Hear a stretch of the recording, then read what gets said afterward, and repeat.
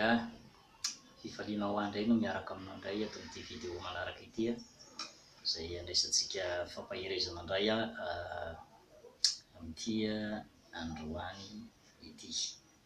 Dia manasa anao indray mba manaraka hatramin'ny farany ny fandarantsika izay efa maromaro ihany izay vidéo vita izay dia miangavy ianao mba ahafahanao manaraka tsara ny lien na ireo lohahevitra be dia be izay efa nitoriana teo aloha, dia miangavy ianao mba hijery kely sy hanaraka ny vidéo teo aloha mba ahafahanao mahita tsara ilay tohin'ilay izy, satria raha vao tonga dia mijabaka any antenantenany ianao dia tsy mahafantatra na tsy maharaka an'ilay lesona zany izay efa nitoriana hatramin'izay. Dia mirahasoa anao ary dia mankasitraka anao mbola manaraka hatrany ny fandarana. Efa ho avy tsy ho ela tokoa Jesosy eny amin'ny rahaolanitra, izay ny antony isiany izao vidéo na izao partage be dia be izay atao fizarana ny ten'Andriamanitra maimaim-poana amin'ny alalan'ny réseaux sociaux na amin'ny alalan'ny internet na Facebook. Atao daholo izay fomba rehetra ahafahana manaparitaka ny filazantsara. Dia izay ilay tenin' Jesosy manao hoe ho toriana amin'izao tontolo izao aloha izy dia filazantsara ny fanjakan'Andriamanitra dia ho vavolombelona amin'ny firenena rehetra dia vao tonga ny farany. Dia manasa anao mbola naraka tsy tapaka hatrany ny fandarantsika. Dia androany zany tsika dia misy zavatra vaovao indray izay ambara amintsika mahakasika ny amin'ny antsoina hoe izy ity moa dia resadresaka nataony olona tao amin'ny Facebook anankiray izay tiana hampahafantarina antsika izay mpanaradian'i Jesosy rehetra fa ny olona manompo an'Andriamanitra dia tsy voatery ho mahantra. Za zao raha miteny izay lohahevitra izay dia avy hatrany izy ianao dia hoe ary pastera zany tena ho voavily koa ny hafarany, satria tafiditra ao anatin'ny fipoahana ara-bola sy ny resaka fitahiana ny filazantsara, fananakarena na évangile de prospérité. Tsy dia any loatra ilay resaka, fa ny isian'io resaka io zany dia zao hoe misy zany ireo miteny hoe rehefa manompo an'Andriamanitra zany dia voatery tsy maintsy manitra eny na voatery tsy maintsy sahirana. Izy tokoa aloha fa afaka nataony agora agagita, izay olona manam-pahendrena jentilisa nanoratra tao amin'ny bokin'ny oabolana izy, izay bokin'ny fahendrena ny fahalantsika azy. Dia izy moa ny teny an'izay hoe Andriamanitra azo atao manan-karena loatra fandrao, raha manan-karena be aho dia hanamavo ny anaranao, raha mahantra loatra indray dia manjary lasa hanamavo ny anaranao, fa raha mpanan-karena izy dia manjary hoe hiteny hoe iza moa Jehova, dia lasa miavonavona. Dia ozy izy amin'ny farany ny zavatra nataony moa any amin'ny farany any dia milaza izy manao hoe fahano amin'izay anjara hanina sahaza Andriamanitra. Zay le izy toa hoe vakitsika kely izay dia misoratra masina izay mba hifampaherezana aloha, mba tsy tenitenenana foana koa fa aleo mba zavatra ara-baiboly mihitsy no voasoratra mihitsy. Dia amin'izay misy poaly afatra ao amin'ny oabolana toko 7:1 zao vaky ny teny amin'ny anaran'i Jesosy: ny tenin'ny agora zanaky Jake dia ny faminaniana, ny teny nataony rahalehilahy tamin'ny Itiela eny tamin'ny Itiela sy Ogala. Izao dia loza be tokoa noho ny olona rehetra ary tsy manana ny fahalalan'olombelona. Tsy nianatra fahendrena na nahazo ny fahalalan'ireo masina. Iza no niakatra tany an-danitra sady nidina indray? Iza no efa nahangona ny rivotra teo an-tanany? Iza no efa nahafono ny rano tamin'ny lambany? Iza no efa nanorona ny faran'ny tany rehetra? Iza no anarany ary ny anaran'ny zanany raha toa ka fantatrao? Ny tenin'Andriamanitra dia madio, hampinga ho an'izay rehetra mahatoky azy izy. Aza manampy ny teny ny fandrao, anariny ianao ka hita fa bandainga. Zavadrolo no nangatako taminao, manomboka eto amin'izay zany le izy. Zavadrolo nangatako taminao ko aza lavinao de tsy mbola maty ao.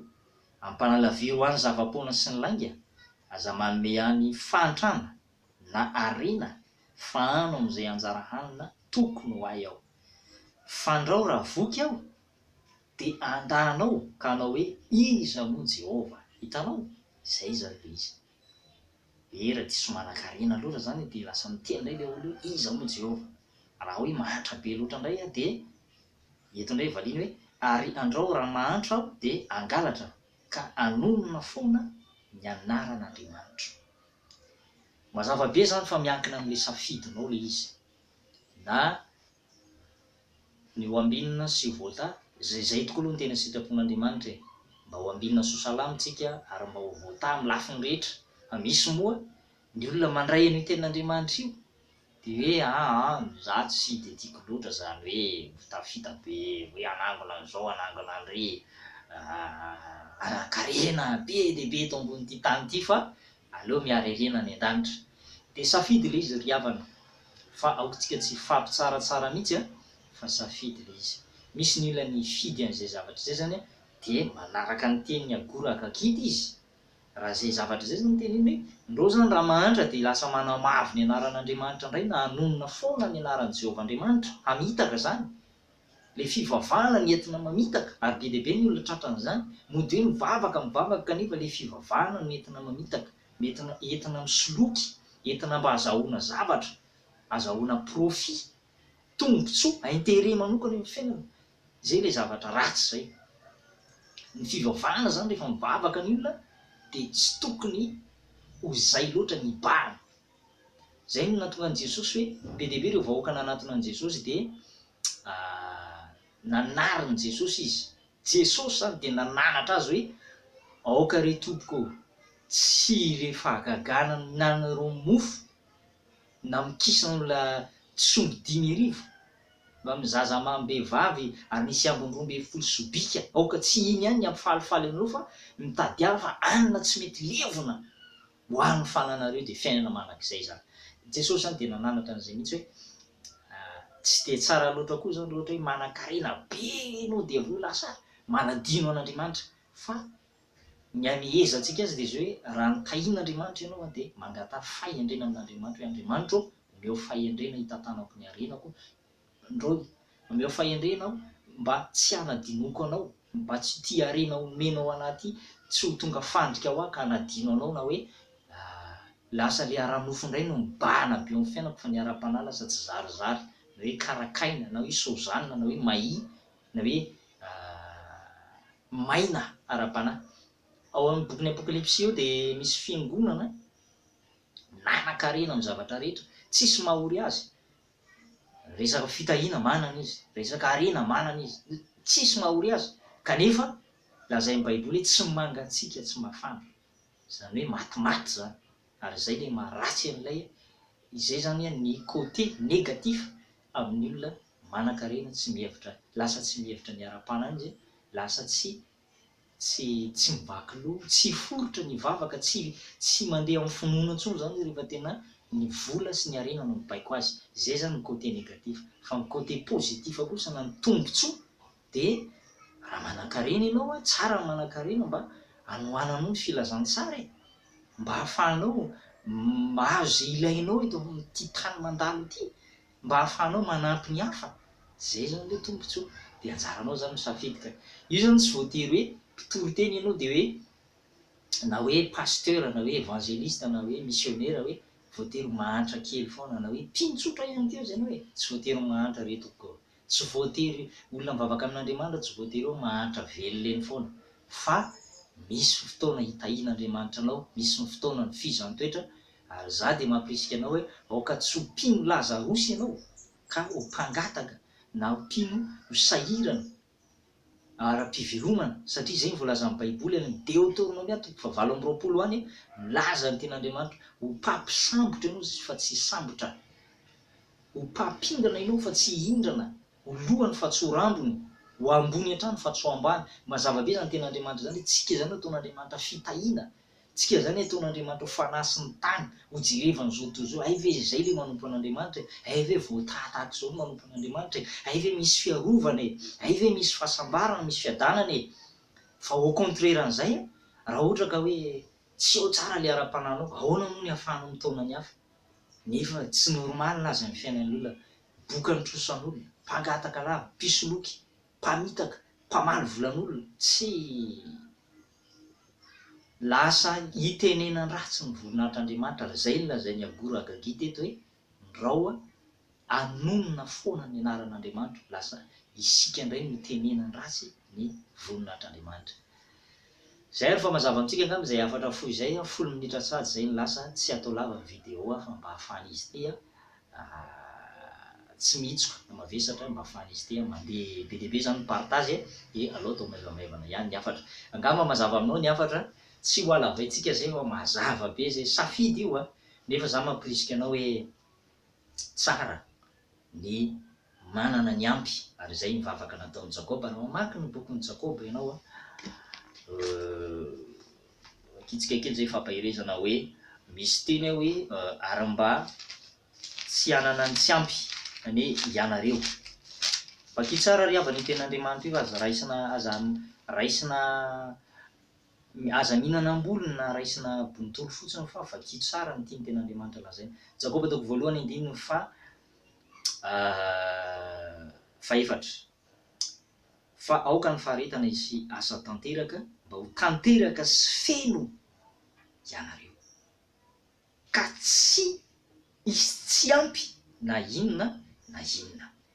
Raha misy ianareo tsy ampy fahendrena, aoka angataka amin'Andriamanitra, aoka izy angataka amin'Andriamanitra zay manome malalaka ny olona rehetra sady tsy mandatsa ary dia omeny azy izany. Maria le teny hoe mba ho tanteraka sy feno, ka tsy isy tsy ampy na inona na inona.